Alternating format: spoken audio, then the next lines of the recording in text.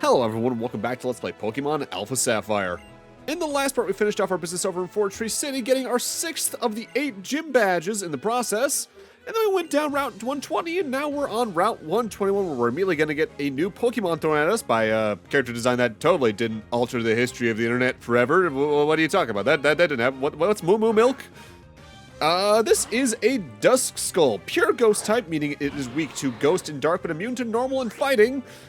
Duskull's a very defensive ghost type, as both of its defense stats are really good, but the rest of its stats really aren't. With that said, if you evolve it as it was just in Gen 3, you do ultimately get yourself a really good defender.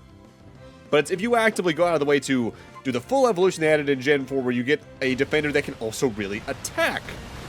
Only issue therein is that you need to trade to evolve it all the way, which, well. With that said, it's a perfectly usable ghost type. I like it a lot, but there's very few ghost types in the modern day I'd say are bad is the big thing. I think it's one of the better types overall for usability averages. Ability-wise, Duskull itself can either have Levitate or Frisk. Levitate we've talked about before, but Frisk actively can check a foe's held item upon them entering in battle, which can help you feel out some strategies, specifically more with multiplayer or post-game level stuff, but I'd personally just prefer having Levitate myself, because that's an extra immunity in the case you really want one. With that said, it doesn't keep that ability as it evolves, so we'll talk more about that as we go and eventually see its evolution. Now, I talked about it a bit last time that overall this set of routes is probably the part of Hoenn I immediately think of whenever I think of this region. And it's especially because this route in the previous one, I just spent a lot of time on as a kid, and I have very distinct memories playing it at specific places. Like, I remember doing something in an upcoming area that we'll see really quick here at a Panera Bread of all things with my grandmother in, like, 2009. Okay, we're moving out to Mount Pyre. We're getting our hands on that orb before Team Magma does. Oh, yeah, they did say something about Mount Pyre back at the Weather Institute and all the way back at Mount Chimney, didn't they? Well, good news. We're almost there.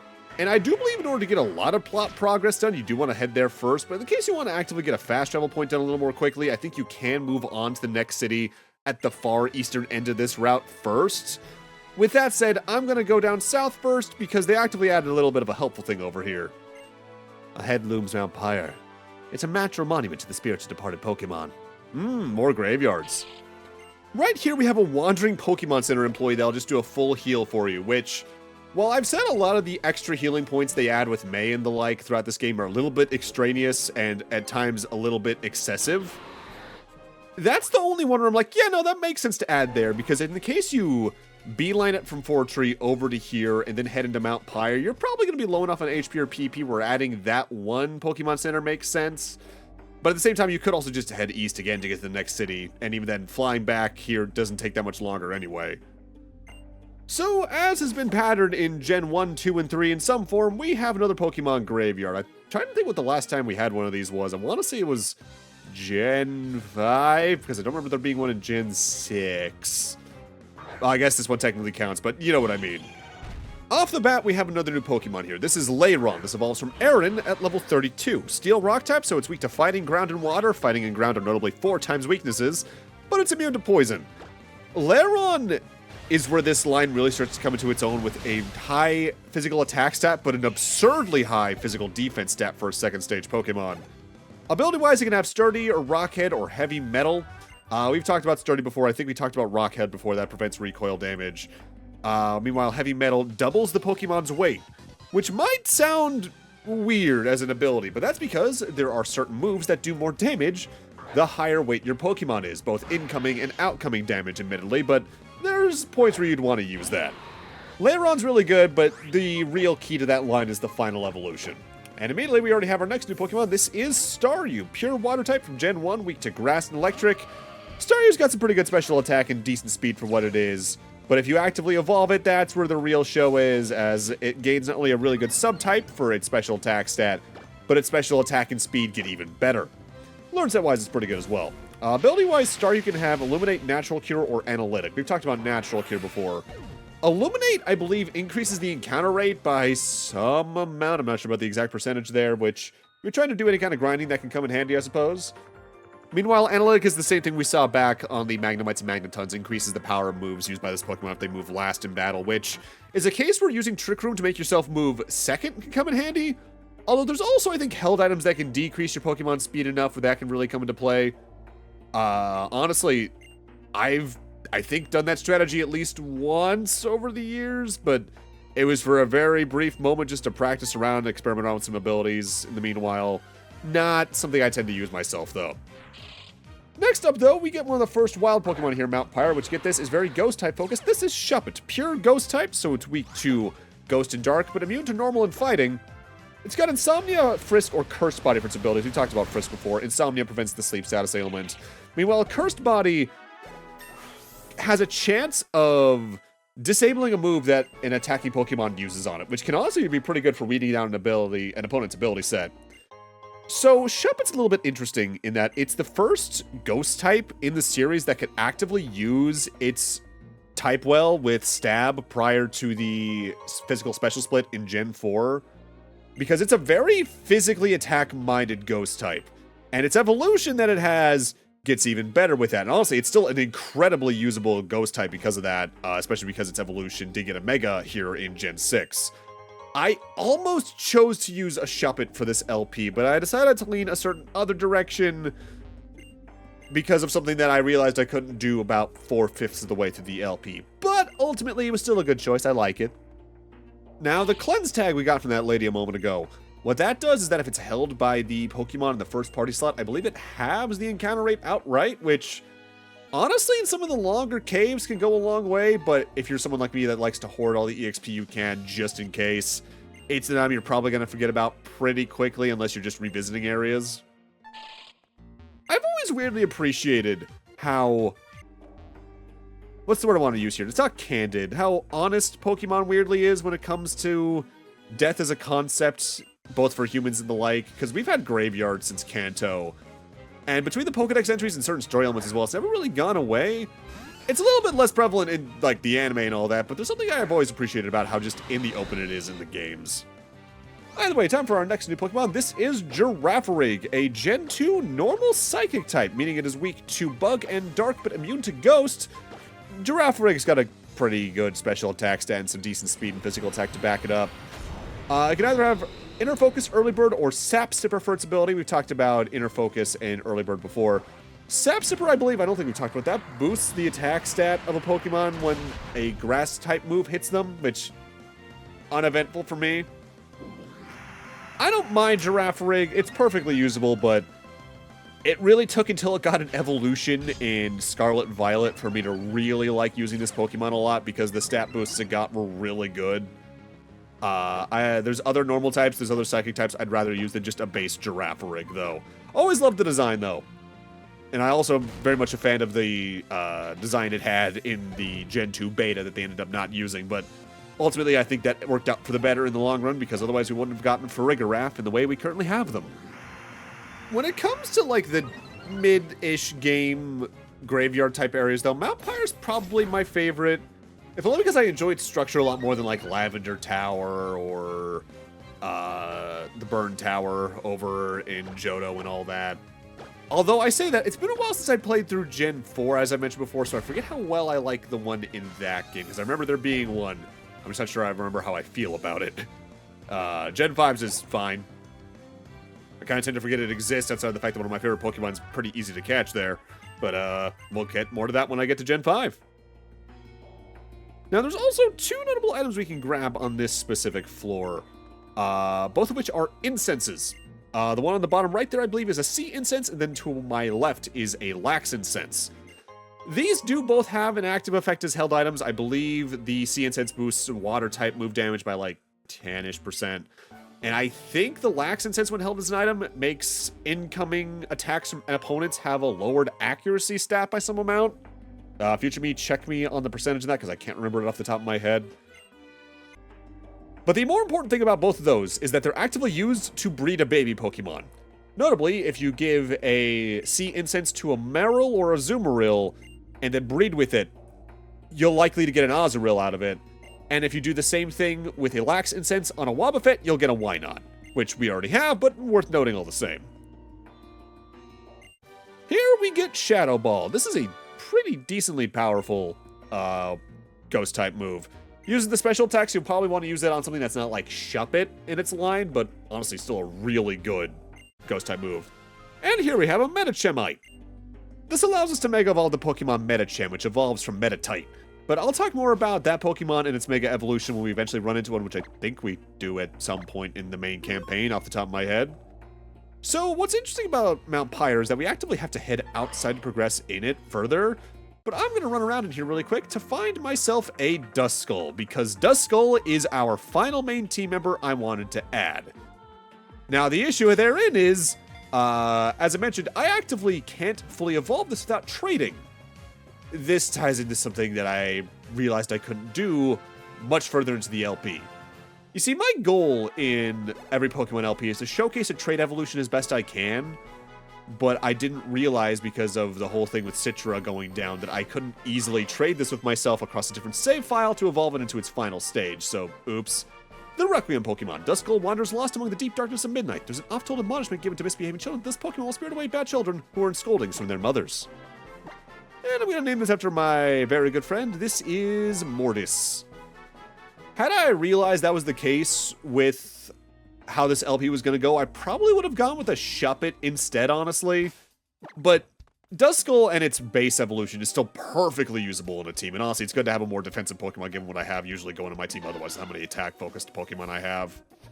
So what's notable about outside here near the top of Mount Pyre is that the Pokemon out here do shift a little bit. Notably, if you're missing a fire type and you didn't get Blaziken, or you didn't like the look of the Slugma line earlier, or Numel for that instance, you can actively catch Vulpixes around here to fill a good fire type slot. And honestly, that's probably going to be your best one moving forward outside of the Blaziken line.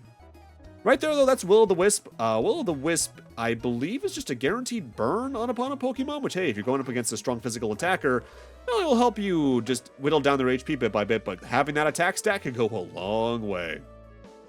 Oh, also, I should probably mention this more outright, because the LP has started uploading officially by this point. Like I've already mentioned, there's a chance uploads of this might fall behind depending on how long it takes me to get videos done, given, again, this is probably the most gameplay hours I've put into an LP on the whole, and commentating half-hour-long videos can be kind of rough on the time in that regard because of that. But in the case I actively get something wrong, tell me in the comments, or if there's a point I should bring up, because just given the recording versus uploading timeline, there's a good chance that if there's a correction I need to make, I'll actually be able to make it before the LP's even over, which is a rarity around here if you've been around long enough. This is the closest I've been to the backlog in a little bit now, and it's largely because this game was just such a large undertaking. There's Team Aqua. Was wondering where they were. You get a good amount of guaranteed encounters against them here, but not too annoying. No new Pokemon in the first several as well, because get this, it's just Team Aqua Grunts again. You're used to them. Or Team Magma Grunts, and you're used to them too if you're over in Omega Ruby. Also, because I mentioned it back in, like, I think the Part 2 postscript edits, dumbass move of me, like, 16 parts into the LP was realizing, oh, right, I forgot to play music during the sped up sections. I just actively used the in-game sound sped up, which just sounds worse. This is much more in line with the structure I did back in Fire Red Leaf Green and Soul Silver. I just completely forgot to do that because I was so focused on the deadlines and the upcoming dates and all that. Before we go up there to face off against even more Team Aqua Grunts, though, we do want to explore the entirety of this level near the summit. Notably because there is a pretty important key item to get on the far eastern side of this elevation. And if you recognize it pretty quickly, we're at another certain sparkly, it's already another Megastone. In specific, that is the Megastone Banetite. That allows you to Mega Evolve the evolution of Shuppet. This is a really good Megastone. I like Mega Bayonet a lot, but I'll talk more about that whenever we run into a Bayonet, which I think we do once again. I've only edited through part 20 at this point, so I don't remember exactly. Well, that's an interesting little Pokemon cry we heard just then, but we won't investigate that until a little bit later. Also, you know what? Not for nothing. I talked about that I kind of get tired of Team Aqua and Team Magma Grunts a little bit faster than, say, Team Rocket Grunts or a lot of the other Team Grunts in the series. I do at least appreciate the vibe of both teams a lot more here in Omega Ruby and Alpha Sapphire than I did the original game, because they just have a little more spice to their designs, especially the admins and leaders.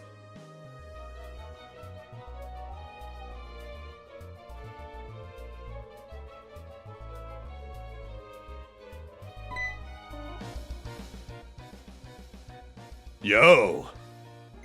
I thought something was a bit noisy, and who is it but the usual scamp? Sorry, Scampo, but I'm afraid I just don't have time to play with you right now. The blue orb that's long been enshrined here at Mount Pyre. It belongs to Team Aqua now. Matt! Oh, boss! How about you do a favor for our lively little visitor and keep him entertained? You better use your full strength, too, so you don't offend our honored guest. With this blue orb in my hands, I won't even need the power of the meteorite to awaken the beast from the deep. All I need now is a way to get to the place where it sleeps. All I have to do is get that submarine they're making in Slateport. Come on, boys, we're for Slateport City.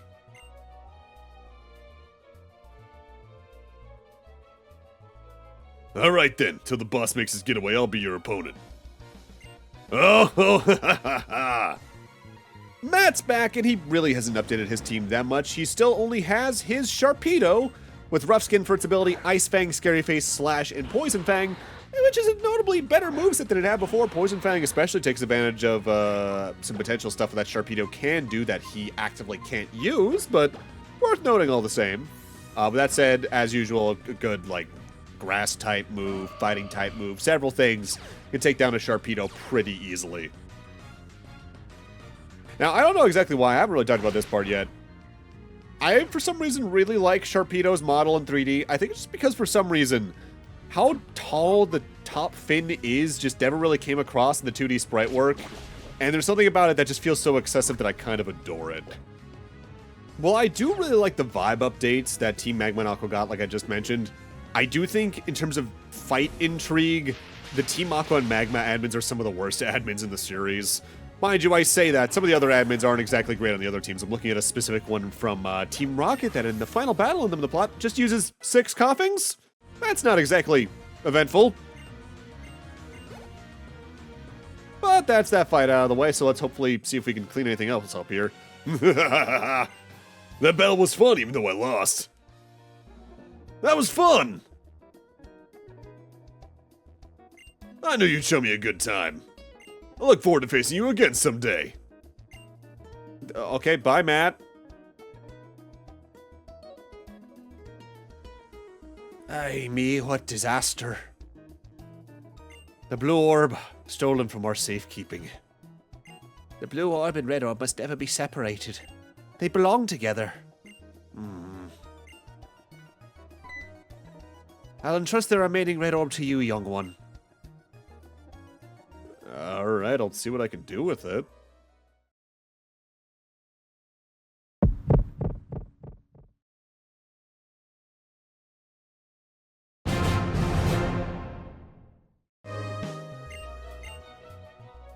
And I beg you, chase after those thieves and take back their orb. That wretched leader of theirs. I'm sure they said they were headed for Slateport City next. Indeed they did, and we should head back there. In fact, I'm fairly certain that's why they place fly in the game where they do, since otherwise you're going across, like, just about half the region to get back there on foot or bike. With that said, there was a jump cut there. Because I left most of the way, then realized, wait, there's items up here that I want to grab. Oopsie. So then I trekked back up here. There's a similar case that you may have noticed already earlier in the part where I had to jump cut backwards towards the left side of one of the summit adjacent areas here on Mount Pyre to grab an item I forgot there. Worth noting, though, there is actively a pretty hard-to-find Pokemon here in Hoenn that's only findable here on the top portions of Mount Pyre. They're not only findable here in the series, but if you're looking for them in any version of Hoenn, this is the only place you can find them. You can find them pretty easily in Sinnoh, in comparison, though, from my memory. Oh boy, a dire hit that I'll never use. Thank you? I mean, it probably tastes nice, I would assume. So, the pretty hard-to-find Pokemon around here is Chimecho, one of my favorite Pokemon that I immediately associate with James from the anime, for pretty clear reasons. Pure Psychic type with Levitate, so it is weak to Bug, Ghost, and Dark, and immune to Ground. Chimecho's got some decent special attack for what it is, and okay special defense. And while it has a decent moveset from memory, it's far from a Psychic type I tend to use. I think it is one that got a stat boost at some other point in the series, but not exactly one I tend to use. Kind of surprised they never added another state to this Pokemon after this, because they did give it an pre-Evo in Gen 4. But it just feels like a line that's missing a third evolution, or maybe even just a regional variant to really seal in a good usability state. Mind you, I say that like every Pokemon line needs 3 faces. It really doesn't. It's just there's times where it's like, yeah, this feels like a line that's maybe slightly underserved and could use one, or at least some boost still. I'd like to mention that I am of the mindset that largely any Pokemon is pretty usable, especially in just casual campaign play. It's just that as you tend to play these games a lot over the years, certain play styles will probably come in and out of your life as you go. Largely, while there's recommendations I would have for a certain type of Pokemon or a certain role, you really can't do just about anything. Because at the end of the day, I am largely just a casual player myself. Now, while chasing down Archie and the rest of Team Aqua is pretty important, we're not doing that in all this part. Why? Well, if you were paying attention to the map, you may have noticed there's a route directly south of Route 122 where Mount Pyre is. We're going to spend the rest of the part exploring this specific route, as there's a bunch of items you can get here and a good amount of trainers, as well as a bunch of Pokemon you can catch, as you can see on the bottom right. I know I mentioned earlier in the LP I would probably note if a Pokemon was particularly rare on a route, but if there's something I will say that makes this LP pretty convenient for me. Because the Dex Nav literally lists any Pokemon in a given route that you've seen, as long as you're good about recognizing the silhouettes, you can always tell what's available on a route if you've already seen it. This Psychic has a new Pokemon for us, though, and it's a pretty easy one to miss here in Alpha Sapphire, as it's largely Ruby/Omega Ruby exclusive. This is Solrock, the counterpart to Lunatone that we met back in Meteor Falls. Rock Psychic type, so it's weak to Bug, Ghost, Steel, Water, Grass, and Dark, but immune to Ground due to its Levitate ability. Is fine. Decent physical attack, but for a Psychic and Rock type, that means prior to the physical special split, it was a little limited on things. I do believe it is a Pokemon that got a pretty boosted moveset by the physical special split, but there's Rock and Psychic type Pokemon I would recommend far before Lunatone or Solrock. Honestly, given their version exclusive status and their theming of being Sun and Moons, I'm surprised Pokemon Sun and Moon in Gen 7 didn't actively give them evolutions in some form. Because I feel like there's a pretty interesting way you could do that, where you trade one for the other, maybe while they're holding the opposite evolution stone styled after them because of the Moonstone and the Sunstone, and then you get some evolution that maybe puts a little bit of an Eclipse theme to both of them, but it's still like an evolution for each. I don't know. I feel like there's something they could do with that line, those two Pokemon lines, to make them a little more interesting that they just haven't yet. But at the same time, they could also just do convergent evolutions or regional variants at this point, and that would probably go a long way at the same time. Because I know there was a whole bunch of things, especially about Gen 6, 7, 8, and 9, more so 6 and 8 off the top of my head, where, especially because of the heat of Dexit, people were very critical about the amount of new Pokemon being introduced, and trust me, I get it. There's sometimes where I'm like, yeah, they probably didn't add enough this gen to make it feel impressive. I feel like the last time they truly did that outside of maybe Gen 9 was really Black and White. But at the same time, with the introduction of at least regional variants, convergent evolution, adjacent Pokemon, and all that, they at least have made up for it by often just having a new version of old Pokemon that kind of fills the same role. That's actually another reason why I'm not the biggest fan of Mega Evolutions, because I'd rather that slot just go to a Pokemon that can be usable in other regions and not just tied to a mechanic like Mega Evolutions is. So the way this route is split up is that it goes from east to west, eventually ending up just about where we met Steven and got ourselves our Latios. However, there's two halves to this route. The southern half, which is largely just a bunch of jumping ledges with a couple of Pokemon trainers along the way, and the northern half where a majority of the tall grass and cut trees are. These cut trees actively eventually do lead you to an area where you get a couple of notable items, so we do want to make sure we actively explore both halves. But I believe in order to get all the items or all of the Pokemon trainers, you do need to go through this route at least twice. I think I ultimately go through here almost 3 times in order to get everything done, though. Next up, though, we got ourselves a Wigglytuff. This evolves from Jigglypuff when you use a Moonstone on it. Normal Fairy type, so it's weak to Poison and Steel, but immune to Ghost and Dragon. Wigglytuff has an absurd HP stat and pretty good special attack on the whole for when you can get it. This is another Pokemon line where the Fairy subtyping that they added in Gen 6 actively did a lot for it. And while I'm not the biggest fan of using the Jigglypuff line in general compared to its cousin over in the Clefairy line, let alone the Chansey line, it's perfectly usable. Decent attacker on the special attacker on the whole. Ability-wise, it can either have Cute, Charm, Competitive, or Frisk. I'd say Competitive is probably the best ability for my interests, at least, but mileage may vary on that. This route does have one little annoying thing about it, though, and that's actively getting everything done in as few visits as possible and getting back here efficiently. Because, like I've mentioned, you can actively fly to individual routes here in Omega Ruby and Alpha Sapphire, but they specifically fly you directly in front of the route's main sign, which in this case I believe is over towards the main landmark of this area on the far western half. So you need to go, more than likely, actively back to Mount Pyre and then head south from there. Which isn't as bad as it was in Ruby Sapphire Emerald, admittedly, because if you wanted to get back here in RSE, you were flying back to Fortree or the next city, and then walking away from there, which was just out of the way enough that it felt annoying no matter what. Either way, final new Pokemon for the part is Crawdaunt. This evolves from Corphish at level 30. Water Dark type, so it's weak to Fighting, Bug, Grass, Electric, and Fairy, but immune to Psychic.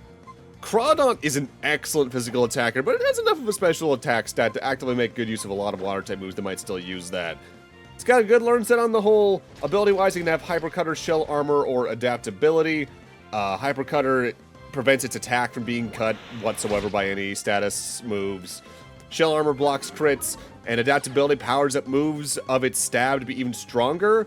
You can get a lot of good stuff out of this as long as you're willing to deal with the dark subtyping and the amount of weaknesses that actively gains this Pokemon.